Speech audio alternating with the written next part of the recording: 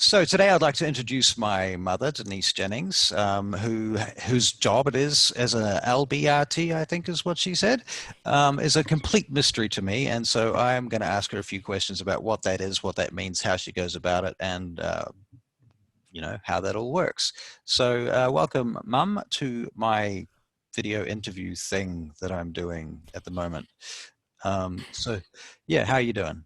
I'm good, thanks, Russell. All right. Okay, so you've asked me what an L what is? So what is an LBRT and what does that stand for and what does it do? Okay, so it's an RTLB, Oh, right, right, Resource Teacher of Learning and Behaviour. right. Um, I would say that an RTLB is an agent of change.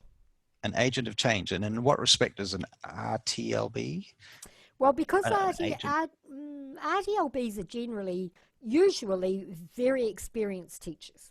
All right, Okay. so, and you know that I've You had are a teachers. very experienced teacher. You feel I like, am. what is it, 40, 50, 100 years of teaching now? Might be 1,000. If I'm you not. want dinner tonight, don't say things like that. Anyway, no, that the RTLB is usually a very experienced teacher and has been around long enough and cares enough to make a change, to make differences, right? To Right. do meaningful things. So why am I an RTLB? What's the reason? Hmm. So when I came home from China, um, I decided just to look around, and to do that, I went into relieving. I looked around at all the schools all over And Auckland. you were a principal in China, weren't you? You're working as a Yeah, principal. Right.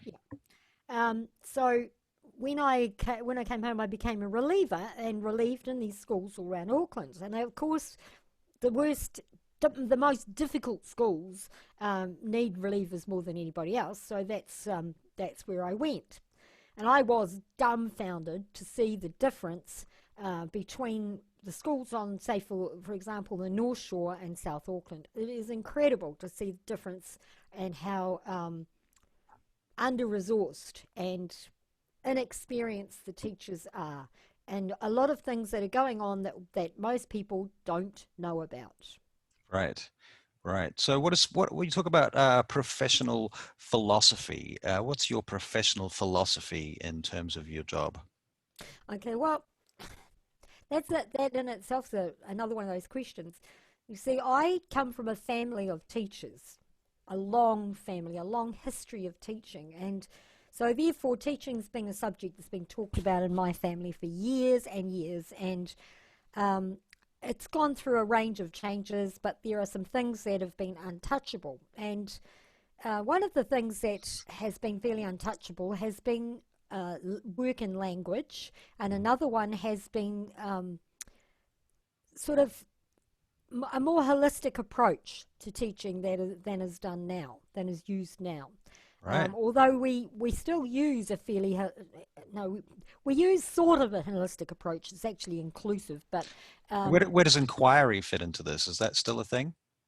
yeah, but not like the inquiries that we used to do years ago. They're different again, and so inquiry is professional inquiry or inquiry in the classroom where the children would carry out an inquiry.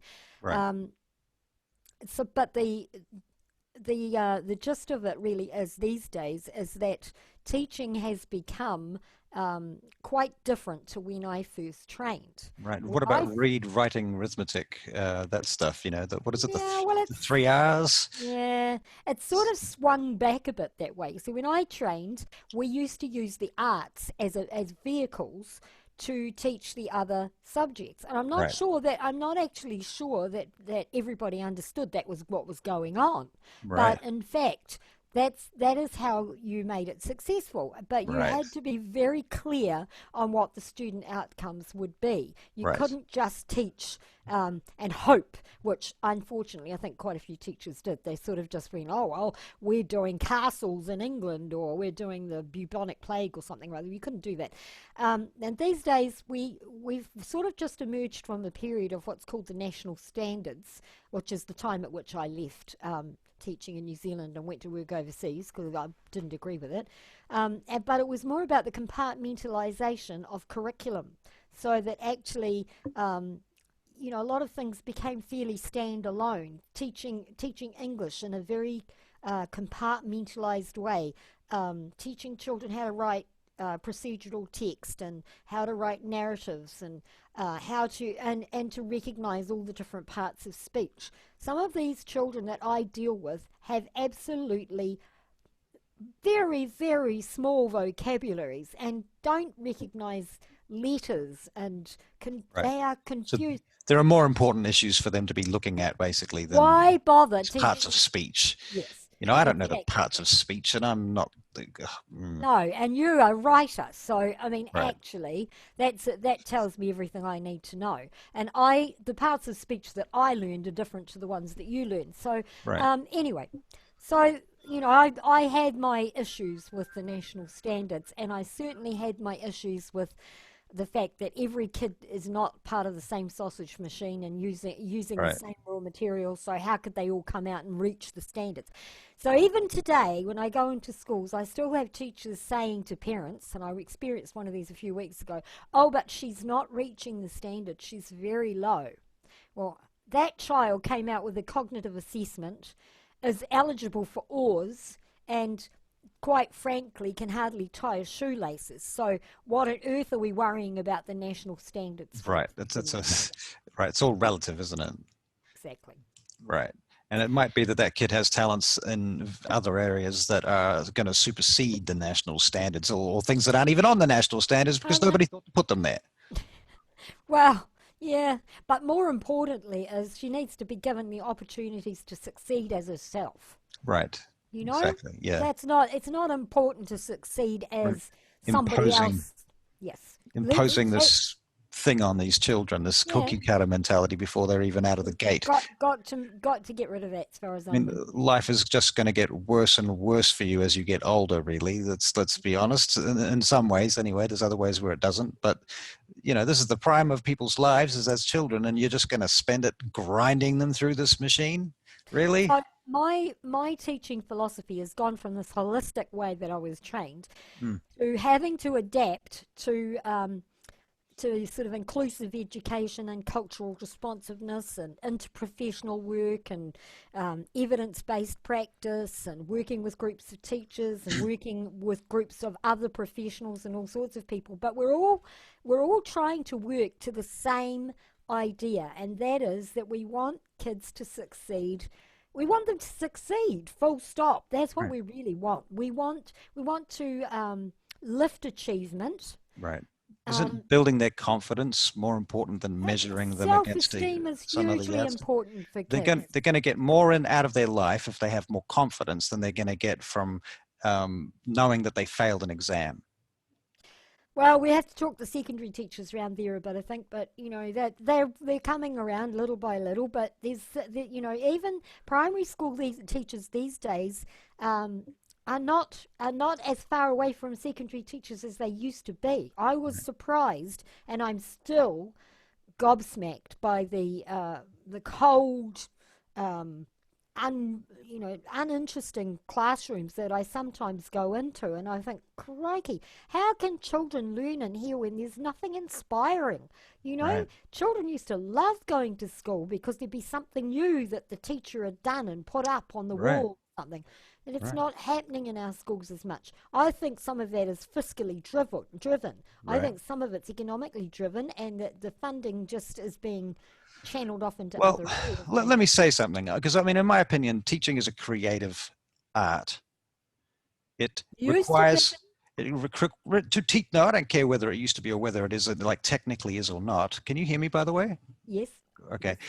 Um, my opinion, this is just my opinion, but I mean, if you want to teach somebody something, the only way you're going to teach them successfully is if you inspire them. And in order to do that, that requires a certain level of creativity. And that creativity has to be drawn upon from your own knowledge and experience and your rapport with the person that you're teaching. You have to understand who you're teaching and you have to form a rapport with them. If you're a robot pumping out information at them, basically info dumps, there's nothing to learn there. That's like, okay, so I'm getting info dumps. I don't even know why I'm getting these info dumps. I cannot even see the objective here. I mean, I spent my whole childhood wondering what the point of this whole thing was. Mm. You know, I was in this machine and it was trying to feed me a bunch of data that seemed entirely irrelevant and it had no face. Well, I think what would surprise you even more and Mm. probably anger you somewhat, as Right. it does me, is that in the process of putting these standards into place and allowing time and compartmentalizing the curriculum, what they've actually done is we have now got to focus on numeracy and literacy. Right. Where are the arts? Right. Right. Would you, I'm going to ask you a question. How would your day have been at school if you only studied numeracy and literacy and had Oh, very little, I would have if it had thrown very little? myself off a cliff. Me too. Honestly, Me what a too. bunch of nonsense. Who are these people that are writing this shit, and why do they think this is big and clever? What is wrong with you? What's wrong with you? That's Really? right. I agree. And but it's what we've got. What we've done is we've identified that we have particular literacy levels in Right. particular places, and we've got numeracy levels in particular places. And so the data has led us to believe that we need to change that. It's the way that we deliver the curriculum that can make the changes. We Mm. need to have inspiring things. Hmm. You can still do maths and literacy, Mm. but you need to give you got to give kids some kind of fantasy, or even some kind of reality, some kind of Right. reason, a Right. reason to learn these things. Well, I mean, it comes down to, I mean, personally, I think it just comes down to making it fun. Really, just make it fun. Learning does not have to be tedious and unfun. Why would you make it like that? Are you trying to punish these children? Well, is learning tedious and unfun in real life? Do Right. you do you actually learn anything at Right. all that you don't want to Right. learn? Right. Not unless you're Right? forced to.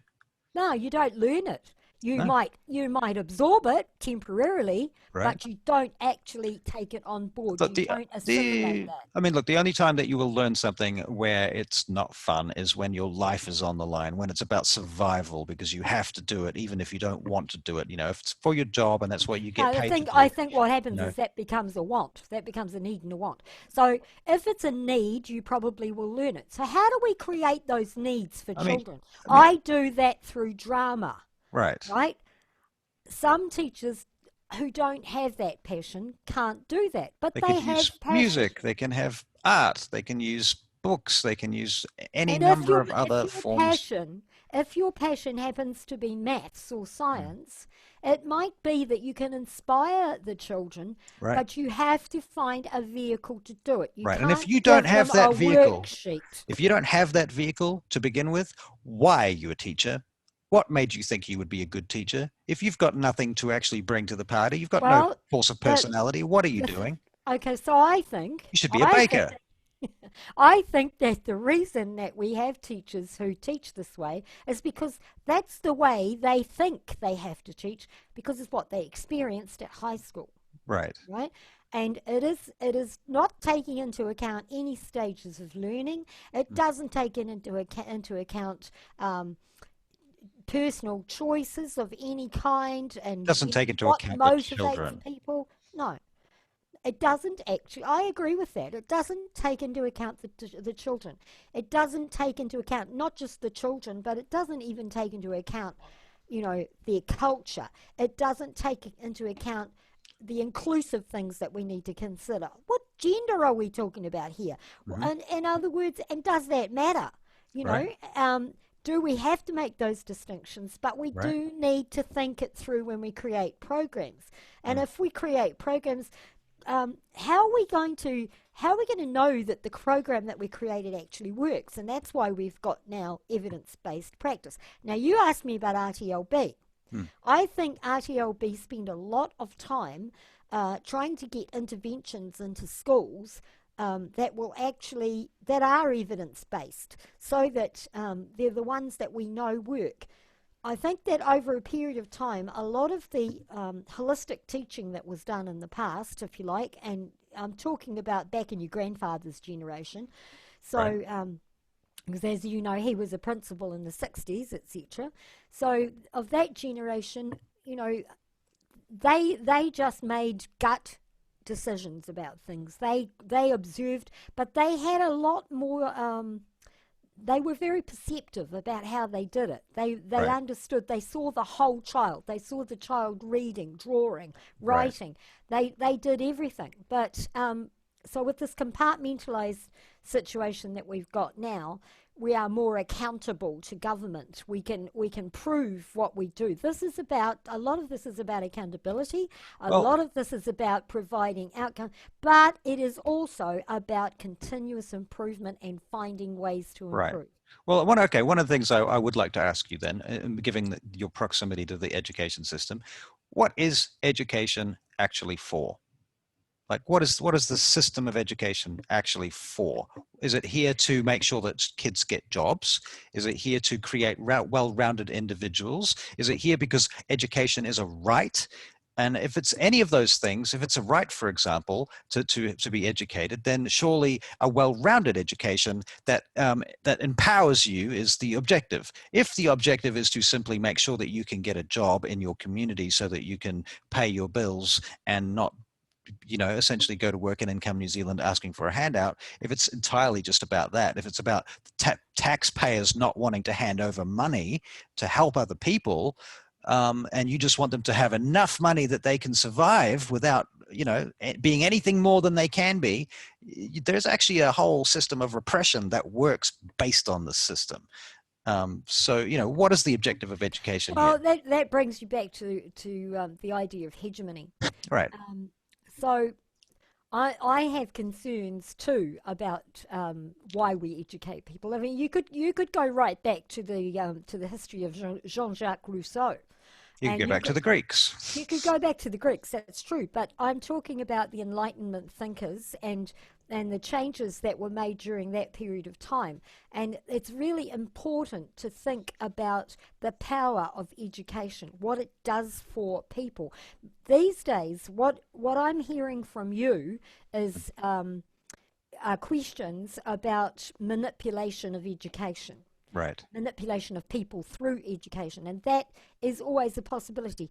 What we teach now, our objective is more about critical thinking and about self-directed inquiry. Right. We teach at the primary school level. They still need the tools to Right. deal with things. You've Right. still For got to be able sure. to read. You've still got to be able to write. And those. Hmm. Having said that, I have to say that technology is changing that, Hmm. and we have to take that into account as well. How long Right. are we going to have to read? How long are we going to have to be able to write? And can we rely on the technology? Right. But what we do know is that we do have to be able to think critically. So we need to empower students to be able to discern what is good evidence, where has it come from, who else says what, can they triangulate the evidence? So If basically, the there's more scientific than one method. person saying it, yeah, using a stats, and that is the thing. RTLB are becoming scientific agents of change using Right. evidence-based interventions, and Right. that is, I think that's the most learning I've done when it comes to that. Right. And it's to actually alleviate, to avoid situations where this kind of hegemony is possible, because it Right. has, our Well, education system, every education system has been manipulated over time. it seems to me that the most easy, or sorry to use correct English, the easiest way in which to manipulate a system like this is to value or overvalue quantitative information over qualitative information. Mm. And if all you are caring about is numbers and facts and figures that are binary, either they're yes or they're no questions, or they are, here's a number between 1 and 10, or here's a financial figure, if that's the only data that you're actually correlating or interested in, you're going to get a very one-sided perspective that entirely lacks in aesthetics, it entirely lacks in culture, it lacks in ethics. Basically it's nonsense. I mean, it's one half of Absolutely. the equation. So So you because have to have a qualitative aspect that has to be at least half the picture. Any less than half the picture is not the picture. I agree. I totally agree. It infuriates me. It absolutely infuriates me, because you're cutting out a whole section of our population and saying, because they are artists, because they're actors, because they're singers, they're musicians, their input is not worth it. Is worth nothing. Right. It's also talking Right? about just pure experiences of the education system. My personal experience of the education system was abysmal. I Right. know. and I did not appreciate it at all. I rebelled against it. I hated it. And it wasn't that I didn't want to learn. I wanted to learn. I was able to teach myself all sorts of things. And if I'd had people who were actually prepared to teach me the things I was interested in, I would have learned stuff. And if they were prepared to teach me the things they wanted to teach me in ways that I was prepared to learn them, they would have got a lot further. But that wasn't the case. Mm. So, I mean, as far as the qualitative aspects of education are, is what is the student's experience of learning? Are they? Nobody wants to go and sit in a classroom and sit at their desks and sit there with their heads down, copying a worksheet into their book. That's ridiculous. You're wasting people's time. These are people that whose lives are being literally wasted by you And crushed. and crushed. And crushed. So, and because they are failing at something that is not even within cooey of what they want to learn or need to No, learn. no, It might be that it might be that their learning could be widened, but it will be widened through the vehicles right, of their interests right. and their needs and their wants. There has to be motivation, and without the motivation to learn, they will You're also stagnate. you're also telling them this is what you're good for. This is all you're good for.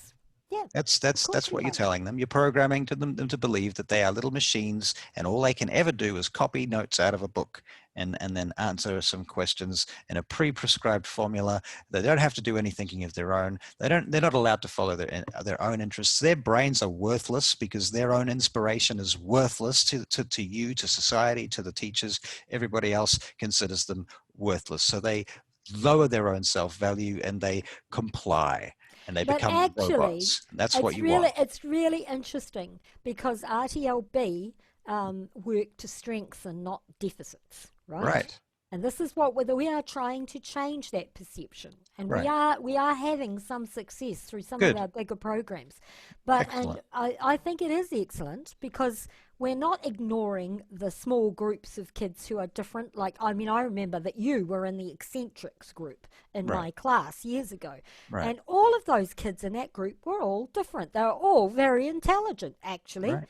And I wouldn't have, I mean, I would say they were all gifted. So actually, what would you do with a group of kids like that? Would you put them in a corner and make them comply, or Right, would you actually say, well, maybe you've got better ideas than I've got for what you need to learn. Maybe I'm right, not as bright as you.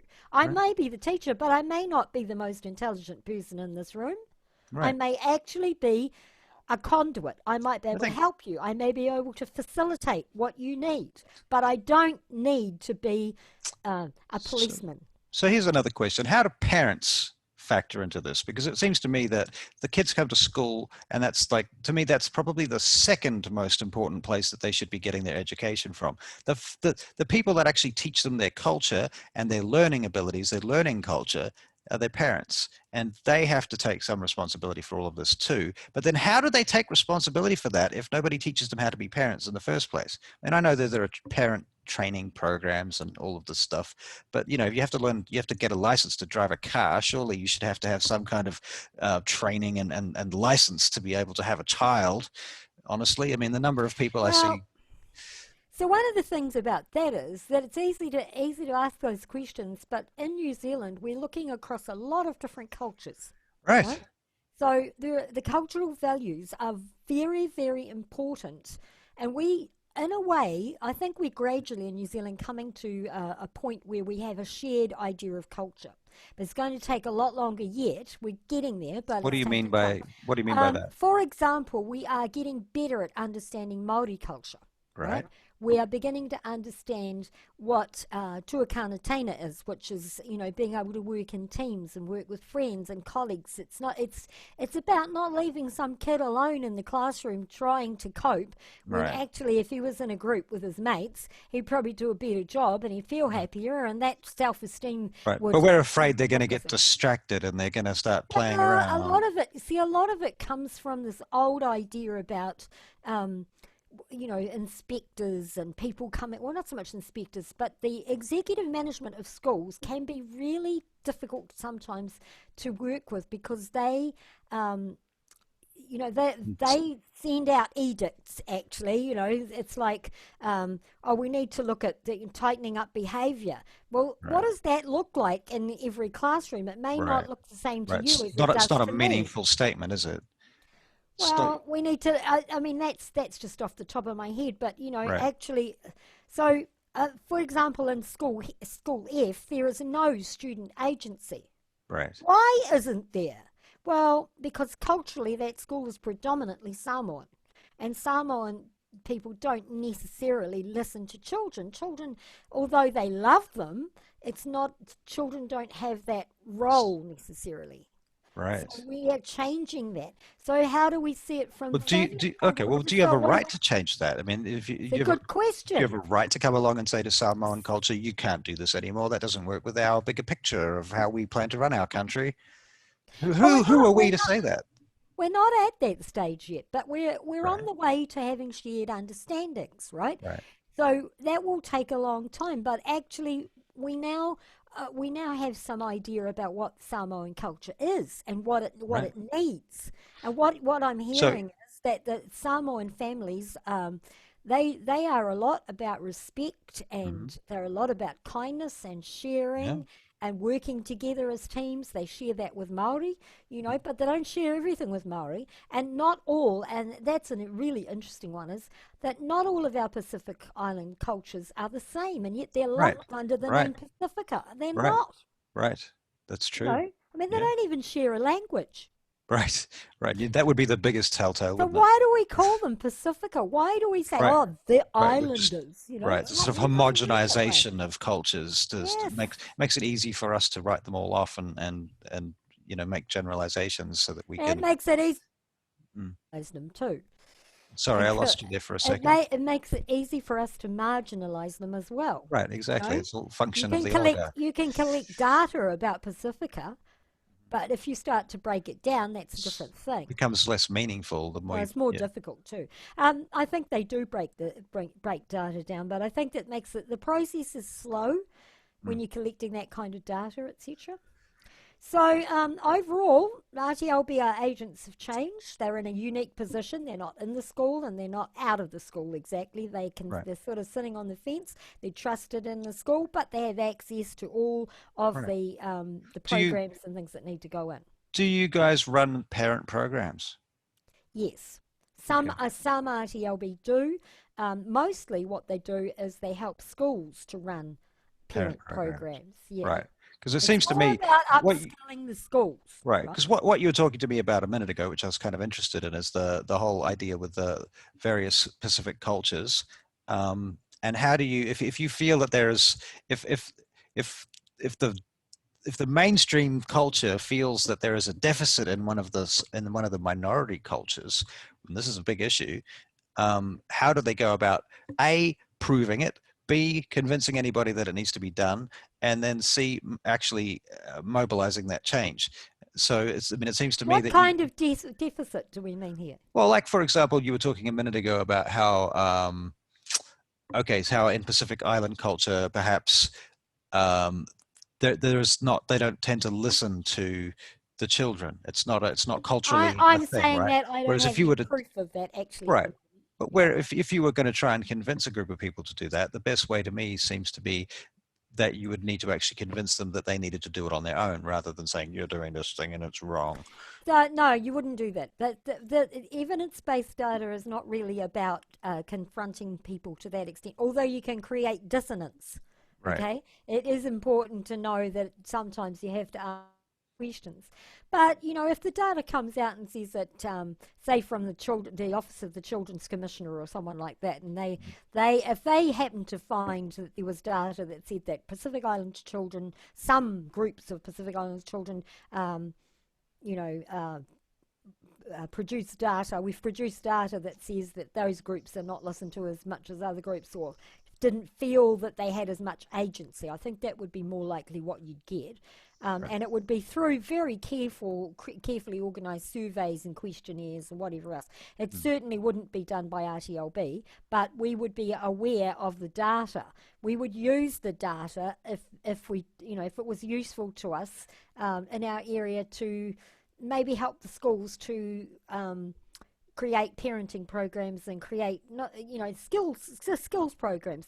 This will Right. be more the case, I think, in the future with the interprofessional work that is going to be done with the One Plan framework, because there are other people, other professionals out there in the communities who have more access to parents than even we do. Right. So you need to be working with them. Yes. Right. And is there a framework set up for that? Yeah, there's something which is now called the One Plan Framework, which is and the Learning Support Action Plan. This is a new way of working with RTLB and the Ministry of Education, and people like speech language therapists and psychologists and Right. anybody who works in those groups. We now are all working off one plan, so Right. we all know. It used to be that we all did our own thing. Right. Right? But now we get together and we have discussions. So it's really interesting from the point of view that um, you can learn lots from those other people. Of course. You Yeah. might not know. We don't always go into homes. Sometimes we do, but we don't Right. always go into homes. But say an occupational therapist or a social worker goes into homes quite often. So they may very well be able to put us on the right track when it comes to something that we wouldn't have a clue about, Right. It's helpful. Right. So what sort of support do you get as an RTLB? Well, we're collegially supported by our cluster, which is the group in which we work. Like I work in a hub with 29 other RTLBs, right, in Right. a cluster with 29. Um, and we have a cluster manager, and we have 6 practice leaders, and they're all quite highly experienced people, etc. And the practice is very tight. We are case reviewed all the time. Right. We have a lot of peer supervision, and we have a lot of interprofessional discussions. We have discussions amongst practice leaders and cluster managers. We have a lot of professional development that comes in, is brought in all the time into our cluster. We learn about anything that happens to be going. We had the Commissioner for Children. We've had him twice Right. in the last year, and that's just fabulous because we actually know what children think, Right. you know. And we Right. got it from the horse's mouth. We didn't get. And also, I have Right. to say that Massey University, as much as the work is horrific, I have to say that I've learned a lot through what been doing at Massey, and we should talk about that because You. Yeah. that's made the biggest changes, really. Right. So what is the work that you've done through Massey? Well, I did a paper in I've lost you. I've lost name you. of then I've lost court. you. I lost you there for a minute. Ah, You have to my start again. internet. Yeah. Can you hear me? Yep. Go. Yeah. So I did 2 papers last year. I can't really remember even the second one. To be honest, I burnt myself out. I did so much study on all kinds of different aspects of education, and I spent a lot of time trying to figure out what the gap was.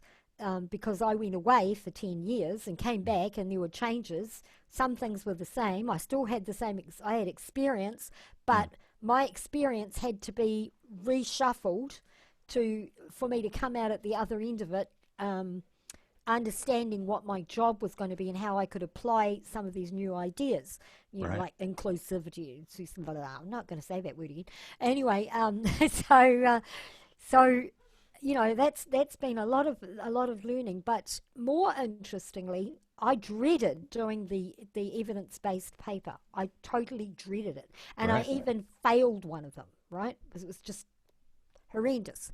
And I've had all kinds of horrendous things happen while this has all been going on. But the fact is that that I actually had quite a fear of it, and it was because I thought evidence based was about numbers. That's what I thought. Right. I Right. thought I hate numbers, so if it's about numbers, I don't want to know. And I use my overall teacher judgment, and guess what? I know better. That's what I Right. thought. Well, bottom line is actually I didn't know better, and that there was a lot to be learned from quite a few researchers out there. I can't say I swallowed some of their things whole as bowls. Wholeheartedly, right? Yeah.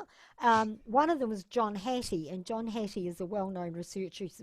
Was based in New Zealand, born in New Zealand, I think, but he's moved to Australia, probably because he gets better funding. Um, and Anyway, he has done mega analyses of all kinds of education. And that one of the things that he says, his biggest quote is, "Know thy impact." As a teacher, know Right. thy impact, Right. right? And It's probably useful another, for anybody. there's another researcher who's very well known, probably one of our best known ones in the whole of New Zealand, is a lady called Adrienne Elton Lee. And Mm. Adrienne Elton Lee has been around for yonks now, and she made the point that it is still the case that um, the teacher's influence is really the highest influence on learning, is the most important influence on learning. Right.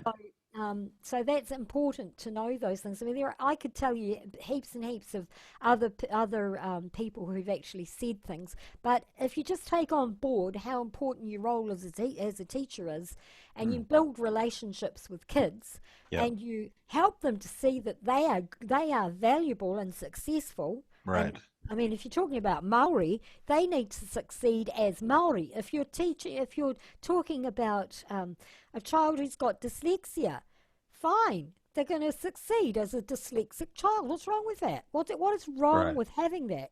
What's Right. wrong with being autistic? Let them succeed, build their strengths, and Right. that is what's happening now. Right. Let the job market crush them. You don't need to crush them and all their children. Well, I think over time, the job market is changing its views. I Right. mean, it used to be, for example, I'm 64, nearly 65, right? What am I doing at university? Why am I Right. studying? I said to my Right. cluster manager, "Why did you give me this job? I don't understand. You want Right. me to go to university and spend 2 years there, and by the time I get out of it, I'm going to be 65 years old. How Eligible to many retire. yeah, eligible to retire?" And he said, "No." He said, "You could give me another 10 years yet." And Right. I went, "Oh, really?" Because I thought that Right. there was no show I'd get another job after I was 65. I thought, Right. this job's going to last me. So why am I applying for jobs, Right. like that? So, but I mean, that's what he said. It's illegal to discriminate against people for difference, Right. Right. particularly if it comes So down to so if don't it do it comes down at to school. age.